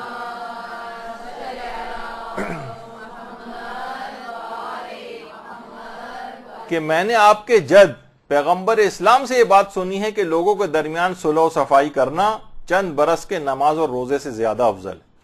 لوگ کہتے ہیں نا کہ بھائی ہم لا تعلق بن کر رہتے ہیں اور دوسروں کے جھگڑوں میں کون اپنی ٹانگ اڑائے. تو نہیں, اگر آپ کو نمازیں قبول کروانی ہے اپنی تو ان کے جھگڑوں میں ٹانگ اڑانی پڑے گی, یعنی پازیٹیولی ان کے درمیان صلح کرائیں, معاملات کو خرابی تک پہنچنے سے اپنے بچائیں, تاکہ آپ کی بھی نمازیں اور اعمال کو قبول کیا جا سکے. تو اچھا, اب دیکھیے مالی معاونت کے, چاہے اس میں مالی معاونت ہو, پرانے زمانوں میں ائمہ جو تھے اور پیغمبر جو تھے ان کا طریقہ کار یہی تھا کہ وہ عام غریب لوگوں کی سطح پہ رہتے تھے. اب لوگ یہ ہیں کہ وہ ویل آف ہو گئے ہیں اور اپنے اچھے کھاتے کماتے ہیں, اپنے اچھے لباس مکانات اس کے اندر رہ رہے ہوتے ہیں, تو غریبوں کی طرف سے صرف نظر کرتے ہیں, لیکن وہ تو اپنے آپ کو رکھتے بھی اسی لیول پہ تھے جیسے کہ ہمارے آج کل کے مراجع. آغا سستانی جس مکان کے اندر رہتے ہیں آج کل 70s سے اسی جگہ پر ہے, اور یہ مکان بھی ان کا اپنا نہیں ہے, مشکل سے 70 میٹر کے برابر وہ مکان ہے, کرائے کا مکان ہے. آج بھی یعنی مرجے وقت اس کے پاس اتنا مالیات پوری دنیا سے آتے ہیں, اپنے لیے ایک گھر تک نہیں خریدا, کیونکہ وہی والی چیز کہ کمتر لوگوں کی سطح تک جو ہے وہ رہنا ہے. اور وہ ابا جو ابھی آج کل بھی پہنے ہوتے ہیں, یہ تو پرانی تصویر میں نے لگائی, یہ دیکھیے اس کے اندر بھی جو ابا ہے, یہ 20 سال پہلے آغا سستانی نے ایک ابا لی تھی جو آج تک چلی آ رہی ہے ان کے پاس 20 سال سے, اور کوئی نئی ابا اس کے بعد سے اب تک نہیں لی. تو بہرحال ایک تو یہ ہے نا کہ یعنی دوسروں کا بھی خیال رکھا جائے. آپ سے تو یہ ظاہر ہے کہ تقاضا نہیں ہو رہا ہے کہ اس طرح سے رہا جائے, اپنے حیثیت کے مطابق انسان اچھے لباس اور گھر کے اندر رہ سکتا ہے, لیکن صرف ایک احساس دلانے کے لیے کہ دیگر بھی دنیا کے اندر لوگ ہیں جو آپ کی سطح سے کافی کم ہیں, ان کا بھی خیال رکھنا ہے. اور یہی رہبر معظم اور دیگر ہمارے جو علماء کا اکثر جو علماء قوم اور نجف سے آتے ہیں, ان علماء کے متعلق جب ان سے سوال کیے جاتے ہیں تو وہ بتاتے ہیں ہاں واقعی اسی طرح سے بہت معمولی سے لباس اور اس کے اندر کھانا بھی ان کا انتہائی معمولی ہوتا ہے, اسی طرح سے اپنی زندگیاں گزارتے ہیں. اچھا, اب اس کے بعد جو خاص طور پر قبولیت نماز میں رکاوٹ بننے والا جو گناہ ہے, ان کے اندر ایک سر فہرست گناہ ہے غیبت کا گناہ. یہ اگر کوئی شخص غیبتیں روزانہ کرتا چلا جا رہا ہے تو علامت عدم قبولیت نماز و اعمال ہے. اس کا مطلب ہے نہ اس کے اعمال قبول ہو رہے ہیں نہ اس کی نمازیں قبول ہو رہی ہیں، کیونکہ روایت میں پیغمبر نے فرمایا کہ وہ غیبت کرنے والے شخص کی 40 روز تک نماز اور روزہ وغیرہ قبول نہیں ہوتا مگر یہ کہ اہل غیبت اس سے راضی ہو جائیں، یعنی وہ معاف کر دیں۔ اور باقاعدہ ایک روایت ہے جو آیت اللہ ناصر مکارم شیرازی کی آفیشیل ویب سائٹ کے اوپر بھی موجود ہے۔ روایت تو کافی بڑی ہے کہ جس میں پیغمبر اسلام نے اپنے ایک صحابی معاذ سے ایک طویل حدیث بیان کی، اور پیغمبر نے معاذ سے فرمایا تھا اے معاذ آج تک اس حدیث کو کسی نبی نے بھی اپنی امت تک منتقل نہیں کیا، یعنی صرف پیغمبر کے علاوہ کسی نے منتقل نہیں کیا، اور فرمایا معاذ اگر تم اس حدیث کو حفظ کر لو گے تو ساری زندگی اس سے نفع اٹھاؤ گے، اور حفظ نہیں کرو گے تو تم پر خدا کی حجت تمام ہو جائے گی۔ وہ یہ ہے کہ خدا نے آسمانوں کی خلقت سے پہلے 7 فرشتوں کو خلق کیا ہے۔ دیکھیے پیغمبر فرما رہے ہیں فرشتے ان کی اعمال لکھتے ہیں، اور جب اعمال کو لے کر آسمانوں کی طرف جاتے ہیں تو آسمانوں پر موجود فرشتے ان کے اعمال کو لے کر پاک و صاف اور شفاف بناتے ہیں، یعنی جو کمی ہوتی ہے اس کو پورا وغیرہ کرتے ہیں۔ لیکن آسمانوں پر موجود ایک فرشتہ کہتا ہے کہ میں غیبت جانچنے کا فرشتہ ہوں۔ غیبت کا فرشتہ ایک الگ سے آسمانوں پر ہے، وہ اس کے تمام، اور کہتا ہے وہ فرشتہ کہ اس شخص کے جو تمام نیک اعمال تم لے کر آئے ہو جس میں غیبت بھی شامل ہے، اس شخص کے منہ پر اس کے تمام اعمال جا کر دے مارو، کیونکہ یہ غیبت کرتا ہے، میں اس کا کوئی عمل آگے پہنچنے نہیں دوں گا، کیونکہ اس کا حکم مجھے میرے پروردگار نے دیا ہے۔ اور بہت طویل حدیث ہے جس میں اور بھی بہت سارے گناہوں کا تذکرہ ہے، لیکن کیونکہ ہمارے موضوع سے متعلق اتنا ہی پارٹ تھا تو پھر پیغمبر نے فرمایا معاذ اپنے بھائیوں کی غیبت سے پرہیز کرو، لوگوں میں اختلاف پیدا نہ کرو۔ دیکھیں انسان جب غیبتیں کرتا ہے تو لوگوں میں جھگڑا، اختلاف، یہ سب چیزیں پیدا ہوتی ہیں۔ لوگوں میں اختلاف پیدا نہ کرو ورنہ جہنم کے کتے تمہیں پاش پاش کر دیں گے، پیغمبر نے فرمایا۔ اور تمہیں پتا ہے کہ خدا جو فرماتا ہے وَالنَّاشِطَاتِ نَشْطًا، اس سے مراد جہنم کے وہ کتے ہیں جو گوشت اور ہڈیوں کو بھی کھا جاتے ہیں۔ اور روایت میں ملتا ہے کہ اس کے بعد معاذ نے کبھی اتنی آیات قرآنی کی بھی تلاوت نہیں کی جتنی اس حدیث کی تلاوت معاذ کرتے تھے۔ طویل حدیث طویل ہے، آیت اللہ ناصر مکارم شیرازی نے اپنی آفیشیل ویب سائٹ پر وہ پوری حدیث نقل کی ہے، جس کا ابھی اس وقت مکمل طور پر پڑھنے کا یہاں پر موقع نہیں ہے، کیونکہ غیبت سے ریلیٹڈ جو بات تھی کہ اعمال قبولیت، صرف وہ ٹکڑا میں نے اس کے اندر سے پیش کیا ہے۔ تو آپ نے دیکھا کہ پیغمبر فرماتے ہیں آج تک کسی پیغمبر نے بھی یہ حدیث لوگوں تک منتقل نہیں کی، لیکن صرف پیغمبر نے کی، اور کہا اس کو اگر تم نے حفظ کر لیا تو فائدہ اٹھاؤ گے، حفظ نہیں کیا اس بات کو تو اللہ نے حجت تمام کر دی، وہ آخرت میں گویا شکایت نہ کرنا کہ مجھے پتہ نہیں تھا۔ اور کتنے عذابوں سے بھی پیغمبر نے ڈرایا، اس کے اعمال کو چہرے پر دے مارو جا کے جس جن اعمال کے اندر غیبتیں موجود ہو۔ تو بتائیے ہماری نمازوں کا پھر کیا بنے گا؟ تو یہ تمام چیزیں ایسی ہیں کہ نمازی ساری محنتیں ضائع ہوئی چلی جا رہی ہیں، سارے اعمال ہمارے بیکار اور ضائع ہو رہے ہیں، تو کتنا اس بات کا خیال رکھنے کی ضرورت پیش آتی ہے۔ بات اس پہ کتنی مزید ہو سکتی ہے، لیکن غیبت والے بات کو یہاں پر روکتے ہیں۔ یہ الگ سے آپ شمار کیجئے کہ کتنا اہم ترین مسئلہ ہے، اس کو اپنی زندگیوں سے اس گناہ کو ختم کریں۔ اس کے بعد جن سے نماز قبولیت سے رہ جاتی ہے یا اس پرسنٹیج کے مطابق قبول نہیں ہوتی جس پرسنٹیج پہ قبول ہونی چاہیے تھی، میں نے کہا تھا نا کہ فیصد کے اعتبار سے بھی قبول ہوتی ہیں، وہ ہے کہ جتنا مکروہات نماز کے اندر بڑھاتے چلے جائیں گے اتنا ہی اس کا ثواب کم ہوتا جائے گا، اتنی ہی قبولیت کم ہوتی چلی جائے گی۔ مثلا کسی بھی جاندار کی تصویر اگر کمرے میں موجود ہے، حتیٰ کہ چاہے وہ علماء کی تصویر کیوں نہ ہو، امام خمینی کی تصویر، اس میں تو لوگ کہتے ہیں سمجھتے ہیں کہ شاید اس کے اندر کراہیت نہیں، اکثر مساجد کے اندر بھی مراجع اور علماء کی تصویریں لگی ہوئی ہیں۔ تو بہرحال آغا سیستانی تو کہتے ہیں اطراف میں بھی کہیں پر بھی اگر تصویر لگی ہو جاندار کی، اور خاص طور پر اس میں جس میں چہرہ ہو اس کا موجود ہو، تو وہاں پر نماز پڑھنا مکروہ ہے، ثواب نماز کم ہو جاتا ہے۔ اور بہت سے علماء یہ کہتے ہیں کہ نہیں سامنے ہونی چاہیے، پیچھے یا اطراف میں کہیں ہے تو پھر وہ مکروہ نہیں ہے، لیکن آغا سیستانی کہتے ہیں کہ نہیں اطراف میں بھی کہیں پر بھی موجود ہے۔ اسی تصویر کے علاوہ یعنی جتنے بھی آپ مکروہات کو کم سے کم کریں گی اتنی ثواب نماز بڑھے گا، اتنی قبولیت بڑھے گی۔ اور تصویر کے ساتھ ساتھ ایک حکم مجسمے کا بھی۔ اچھا مجسمہ ہم سمجھتے ہیں کہ جس طرح جاندار کے مجسمے مل رہے ہوتے ہیں باہر، وہ والا مراد نہیں، یہ بھی مجسمے میں آتا ہے۔ مثلا یہ جو اسٹف ٹوائز جو ہوتے ہیں بچوں کے، بلی بنی ہوئی ہے، کتا بنا ہوا ہے، اور جس طرح کے جاندار رکھے ہوئے ہیں سامنے کمرے کے اندر، وہاں نماز پڑھ رہے ہیں، ثواب نماز کم ہو جائے گا، یا تو ان پہ کوئی چیز ڈھک دیں، تصویر کو ڈھک دیں وغیرہ۔ اسی طرح سے ٹی وی اگر چل رہا ہے اور اس میں انسانی شکلیں ابھر رہی ہیں اور وہیں پہ آپ نماز پڑھ رہی ہیں، ثواب نماز کم ہو جائے گا، جاندار کی تصویر کے حکم میں آ جائے گا۔ اور اسی طرح سے اگر آپ نماز پڑھ رہی ہیں اور آئینہ موجود ہے اور آئینے میں آپ کا عکس ابھر رہا ہے، یا آپ کا عکس نہ بھی ابھر رہا ہو لیکن آپ جس طرح سے ہیں اس آئینے میں کسی بھی جاندار اور چیز کا عکس ابھر رہا ہے، مثلا کوئی اور کمرے میں موجود ہے اور اس کا اس طرح سے آئینہ رکھا ہوا ہے کہ اس کا عکس اس کے اندر آ رہا ہے، گویا تصویر کا حکم ہو جائے گا، ثواب نماز کم ہو جائے گا۔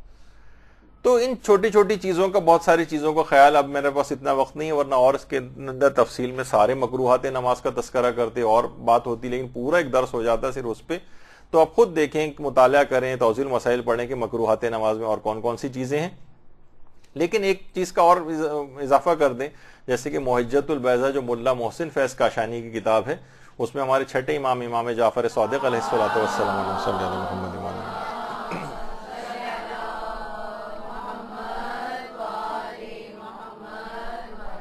جس میں امام نے فرمایا کہ حاقن اور حاقب کی بھی نماز قبول نہیں ہوتی، یعنی وہ افراد جو اپنے فضلات کو روک کر نماز ادا کر رہے ہوتے ہیں، ان کی بھی قبولیت کا وہ معیار نہیں ہوتا۔ انسان مستحبات میں سے ہے کہ پہلے ان حوائج ضروریہ سے فارغ ہو جائے اور اس کے بعد آ کر نماز پڑھے۔ اچھا، اسی طرح سے ایک چیز اور ہے، وہ ہے بد اخلاقی۔ اصول کافی میں بھی ہے کہ بد اخلاقی عمل کو ایسے خراب کر دیتی ہے جس طرح سرکہ شہد کو فاسد کر دیتا ہے۔ اگر کوئی شخص بد اخلاق ہے، ایک تو بد اخلاق وہ ہے کہ اچھے طریقے سے لوگوں سے پیش نہیں آنا، چلے ابھی ہم اسی پہ بات کر لیں گے، ورنہ بد اخلاقی کا اخلاقی مفہوم بہت وسیع ہے۔ سر وسیم امام نے کتنی دفعہ کلاسوں میں آپ کو بیان کیا ہے کہ بد اخلاقی مثلا 10 چیزیں اخلاق کے اندر شامل ہیں، یا اس طرح سے اور بھی چیزیں شامل ہو جاتی ہیں۔ تو اس طرح سرکہ شہد کو فاسد کر دیتا ہے، اس طرح سے بد اخلاقی اعمال کو اور فاسد کرتی۔ خاص طور پر اس مسئلے میں شوہر و بیوی کا ایک دوسرے کو اذیت دینا، یہ بد اخلاقی کی ایک قسم ہے۔ اور سعد ابن معاذ، جن کا بھی جو معاذ کا تذکرہ ہوتا انہی کے بیٹے کا، کتنا مشہور ہے کہ اپنی بیوی کو تکلیف پہنچاتے تھے وہ، اور اس کے بعد پیغمبر موجود تھے اور فشار قبر ہو رہا تھا، اور پیغمبر نے غم کا اظہار کیا تھا کہ سعد پر فشار ہو رہا ہے، کیونکہ وہ اپنی زوجہ کے حق کو ادا نہیں کرتے تھے۔ اسی طریقے سے شوہر کا بیوی کو اذیت دینا اور بیوی کا شوہر کو اذیت دینا۔ تو اور باقاعدہ روایتوں میں بھی پیغمبر نے بات فرمائی کہ جو عورت اپنے شوہر کو اذیت دے، خواہ وہ دن بھر تمام عمر دن میں روزہ رکھے اور تمام رات عبادت کے اندر بسر کرے، نمازیں پڑھتی رہے اور غلاموں کو آزاد کرے اور راہ خدا میں انفاق کرے، تب بھی خدا اس کی نہ نمازوں کو قبول کرے گا اور نہ دیگر اعمال کو۔ اور پھر فرمایا کہ پیغمبر نے فرمایا کہ یہی عذاب اس شخص کے لیے بھی ہے جو اپنی بیوی کو تکلیف اور اذیت دیتا ہے۔ یعنی ایسا نہیں کہ صرف بیوی کے لیے بات کہی گئی، شوہر کے لیے نہیں، نہیں، دونوں ایک دوسرے کو اگر اس انداز سے اذیت کسی بھی طریقے سے پہنچا رہے ہیں۔ اور کتنی چیزیں اس طرح سے آتی ہیں، باقاعدہ تشدد بھی کرتے ہیں، کتنے خواتین کے آتے ہیں، لیٹرز بھی آتے ہیں اور سوالات پوچھتے دیکھی گئی ہیں۔ 35 سال سے مثلا شوہر ہے، وہ ظلم کر رہا ہے، مار پیٹ کرتا ہے، گالم گلوچ کرتا ہے، کوئی طریقے اسی طریقے سے بیویوں کے حوالے سے بہت ساری اس طرح کی شکایات آتی ہیں۔ اور ویسے کیا ہے، معلوم چلتا ہے جب تحقیق کریں تو ہاں نمازی بھی ہے، امام بارگاہ بھی جاتا ہے، مجلسیں بھی سنتا ہے، دیگر انفاق بھی کرتا ہے، تو وہ اس حدیث کے زمرے کے اندر شامل ہو جاتے ہیں۔ ان کو پتہ ہی نہیں ہوتا، وہ سوچتے ہیں، مطمئن ہو جاتے ہیں ہم تو عبادات انجام دے رہے ہیں۔ پیغمبر نے فرمایا ساری زندگی ایسا کرتی رہے وہ، تب بھی اس کی کوئی عمل اس لحاظ سے قبول نہیں ہوگا۔ تو اب دیکھیے، جو بھی خواتین فرشتہ صفت شوہر چاہتی ہیں تو انہیں چاہیے کہ گھر کو جنت بنائیں، کیونکہ فرشتے دوزخوں میں نہیں رہتے۔ اور اسی طریقے سے وہ مرد حضرات جو چاہتے ہیں کہ ان کی بیویاں حوروں کے طور پر ان کو ملیں، پہلے وہ خود کو انسان بنائیں، کیونکہ شیاطین کو بھی حوریں نہیں ملا کرتی. تو یہ خاصیت، اس لحاظ سے یہ بات ضروری ہے کہ انسان شوہر ہو یا بیوی دونوں اپنی ان چیزوں کو پہچانیں، ایک دوسرے کو اذیت پہنچانے سے باز رہیں. بد اخلاقی کی بدترین قسم ہے جو کہ نمازوں اور روزوں کو قبولیت کے معیار تک پہنچنے سے روک دیتی. ابھی اس کے اندر میرے لحاظ سے آج مجھے اس موضوع ختم کرنا ہے، لیکن آدھا موضوع پھر رہ گیا جو کہ مجھے اگلی نشست کے اندر لے جانا پڑے گا، کیونکہ اگلی جو گفتگو ہے اور نشست ہے وہ علامہ تقی مہدوی صاحب قبلہ تشریف لانے والے ہیں. وہ اگلا لیکچر ان کا ہوگا، تو ان کا وقت ایسا نہ ہو کہ میں لے لوں، تو اس کو یہاں پر روکتے ہیں. لیکن باتیں ابھی بہت ساری باقی، سمجھے آدھی باتیں ابھی باقی رہ گئی ہیں کہ جو نماز کو قبولیت کے معیار تک پہنچنے سے روک دیتی ہیں. جو چیزیں انشاءاللہ وہ اگلی نشست میں پوری ہو جائیں گی. وصلی اللہ علی محمد وآلہ الطیبین الطاہرین. برحمتك يا أرحم الراحمين وصلى الله على محمد وآله